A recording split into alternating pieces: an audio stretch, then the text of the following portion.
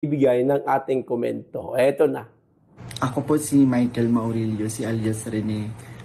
Una po sa lahat, hindi po ako binayaran, pinilit, tinakot or kinidnap ng Kingdom o ang kampo ni Pastor Apollo si Kibuloy. Wala pong katotohanan yung mga claims ni Senadoris sa kanyang press con. Wala po ako sa pader ng Kingdom.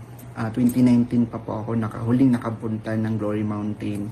Ito lamang ay pamamaraan ni Senadori upang ako ay makuha ulit at patahimikin. Kusa po akong lumabas upang sabihin yung katotohanan. Handa po akong maglabas ng mga ebidensya, kaukulang ebidensya, papatunay na si Senador Risa ang pasimuno sa mga paninira kay Pastor Apollo Kibuloy. At handa po akong sa anumang mga legal na proseso. Senador Risa, hindi ako nag-text ng anuman sa'yo.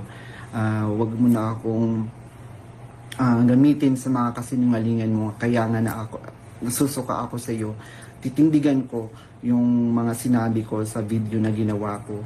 Kusang loob ko itong ginawa para matahimik na yung konsensya ko. Uulitin ko po, hindi po ako binayaran, pinilit, kinidnap